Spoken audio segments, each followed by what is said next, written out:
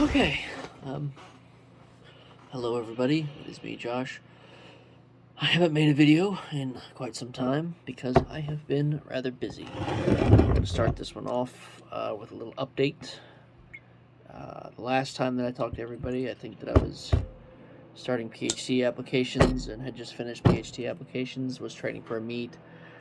Um, I don't really know where we left off, to be honest with you, but PhD admissions were a bust, and to go more in depth with the meet thing. So I signed up to compete January 28th at my buddy Aaron's gym at Legacy Barbell. It was a drug tested meet, ran through the USPA, and I started training, I want to say, the beginning of December. So I ran about an 8 week block, 3 week sort of volume block, and then leading into the program that I typically run to train for meets. It's a 5 week, lower reps. Not really high intensity, but pretty difficult rep ranges. It just gets progressively more difficult as you go. It's a program of my own making. I took a Cone Felipe deadlift program and I modified it. Uh, so it's a similar rep scheme. It's just instead of it being a 10 week program, doing a 1x2 with, I think it's 8 sets of 2 to 3 with 90-second intervals of rest. It's a 2x2 with different percentages with 4x3s on some weeks, and then 2x3s or 2x2s on other weeks. I've ran it about 8 times now myself, and every time I've set some type of PR, either on bench squat, deadlift, overhead press. It's a very effective program. If you guys are interested in looking at it, or me providing that to you, I'd be happy to do so. But the most recent 2 times that I've ran it, I've started to discover that there's some manageability issues, especially with the percentages around week 2 and week 4. And so what do I mean by that? Principally, it becomes almost impossible to maintain a standard rate of progression on this program uh, at about week 4. I don't know what it is. I've messed with the percentages, I think, 3 separate times now to try and ameliorate some of the issues that we've been having. And it's not just me having them. It seems like week 4 is the make or break week as to whether or not you're going to be able to actually hit a max in the program. So if you have issues with week 4 leading into the max week, which is week 5, which has a single, I think, at 92%, and then there's a 4-day break between your last block, and that's when your 1 rep max attempt begins. Um, I mean, dialing back to that, if you have issues with week 4, you're probably not going to set a PR. That's just the general consensus from not only myself, but other people who ran my program. And that's exactly what happened this time. As a matter of fact, it went worse. Sometime over the summer, I ran the program for bench, squat, and deadlift to great success. I hit 545 on squat at about 161. I hit 445 on bench, which is a lifetime PR at both body weight and just in general. I hit that at 158 pounds while on vacation. That video is posted on my account, my Instagram, and everywhere else that I have social media. And then deadlift, I didn't PR, but I did hit a rep PR. I hit, I think it was 585 for 3 on that one. So big PRs at a low body weight. I think the only set or the only personal record that I hit that was over 160 pounds was on squat. But still, all the other rep ranges and rep PRs from 1 to 3 reps were set at under 160 pounds. So, work's sort of been kicking my ass. And then, like I said, PhD admissions fell through. So, when my buddy Aaron told me that first and foremost he was going to hold a charity meet for Alzheimer's awareness in November, he invited the whole friend group, and there's like 12 of us. You know, we all try to stay in shape.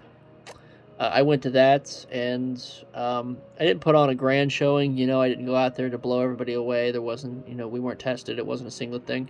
But I had fun, and that sort of reinvigorated my desire to go out and compete again. The last meet that I did was the drug-tested Arctic Mayhem meet in Florence, Kentucky in 2020. So it's been about 3 years now, or it has been 3 years now since I've actually done a meet. So I wanted to get back out there, see what I could do. The last meet that I did, I went into it with a strained pec. I ended up hitting, I think, 352 on bench, 467 on squat, and then 567 on deadlift at 140.4 pounds. So I ended up totaling, I think it's 1388 at 140.4.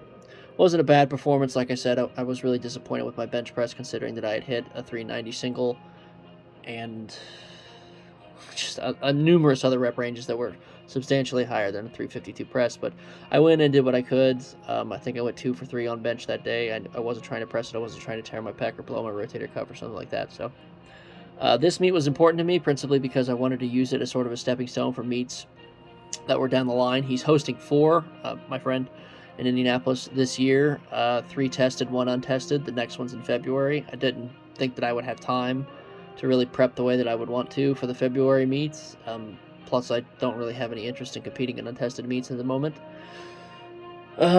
So, like I said, I started training at the beginning of December, right after the charity meet. I took about a week break, or a 2-week break after the charity meet, just to sort of, get back into shape, started working on form, started doing some stretches.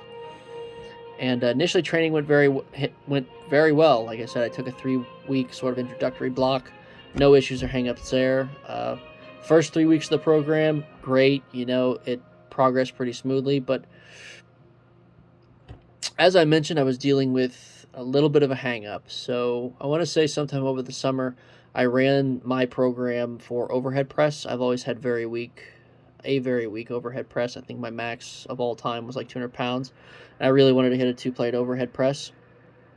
And as the story goes, everything went well for about 4 or 5 weeks. And then I attempted 225 and I held it, about here.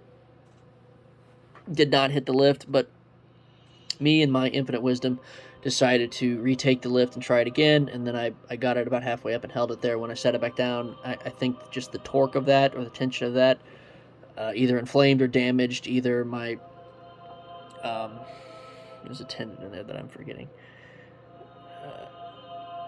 either my supraspinatus tendon or maybe even my rotator cuff. They said it was my rotator cuff. I went and had MRIs and x-rays done and they said there wasn't any damage to the rotator cuff, but still just, and I passed the rotator cuff test where you do this and this. But there's always been this sort of, or there hasn't always, but since that point, there's always sort of been like this persistent weakness or concern with my shoulder that I've been scared about. I don't really do heavy shoulders anymore. I effectively phased out overhead dumbbell press from my training program. I effectively phased out overhead press. And the only lifts that I do for shoulders are lateral raises, really high rep lateral raises, front raises, and then rear delt raises on the machine. For the first 6 weeks of this program, everything went fine. I had no shoulder issues whatsoever. I was benching fine. I could get in position and squat fine.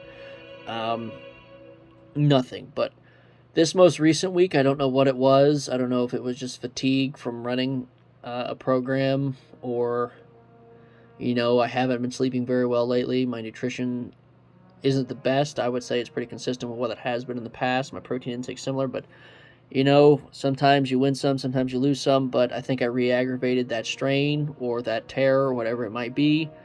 And on my supplemental sets, or not only my supplemental sets, but my working sets, it was supposed to be 370 for 2. I hit 370 for a quick 1, but I could tell just from how it moved that if I tried for 2, 1, my ass was going to fly off the bench. 2, I wasn't going to be able to pause it how I wanted to, and that was really going to mind fuck me, so I just racked it. I decided to drop the weight 5 pounds and try 365. Same story, I hit the first one really fast, and I said, fuck it, I'll just grind this one out. I tried a second, and it came up just wrong. I lost all power at the bottom. My butt came off the bench. I couldn't pause it. I didn't tense. I didn't brace the way I was supposed to. It was just a complete fuck up. And so then from there, I made the logical decision that I was just going to add 10 pounds to my auxiliary sets for the day, which was, I think, 310 for a 3x3, so I did 320 for 2 sets of 3, and then when I got to my third set of 3, I was at the bottom, I came down for the press, I went to push up, and I felt just a pulling sensation, not a pop, but a very notable pulling sensation across my upper pec and my shoulder, and I woke up this morning, and it was just sore. There's not significant bruising, but there is signs of bruising leading under my armpit, so I don't know if it might be pec major or pec minor.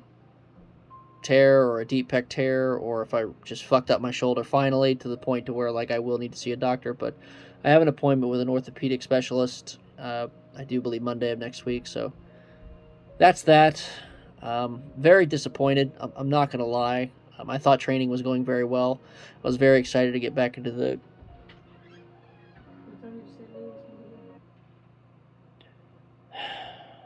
Soon. I don't know. Excuse me. So, yeah. I don't really know where we're going to go from here. I've looked into potentially pursuing, some type of therapy with body protecting compounds, so BPC 157 or something along those lines. But I don't just want to start shooting shit into me that I don't know what it does. I mean, I do have a science background, but I'm not a doctor. I don't want to pretend that I'm a doctor or anything like that. So I'll probably make another video here in the next couple weeks. I do want to try and stay consistent with stuff like this just to keep everybody updated and informed. I'll probably keep posting shorts, if I actually do have good days. Those seem to do pretty well on here. I don't think anybody wants to listen to me ramble, but I think closing thoughts, just for everybody interested, there's a point to where, you, especially in a sport or a training like this, to where you really have to, fess up and say, I don't really know what I can do, or I don't know enough about training or about the dynamics at play to really make improvement myself, and I might need help. And so going forward, I think that, just with how the last couple programs have gone, just with how my body's reacted to programs and trainings of my own invention, that it's time that I either invest in a coach or pursue some type of coaching going forward. I think that it would be extremely beneficial to get an outside eye to be able to look at this stuff and get, a second opinion as to what I might be doing wrong, areas of weakness that I might be missing. But, yeah, I mean, that's about it. Like I said, I'll try and stay current. Work's pretty hectic. I'm trying to get a house right now. I'm working about 55 hours a week. But any updates, I'll be sure to let you guys know, either via video or just via a quick short on YouTube. So,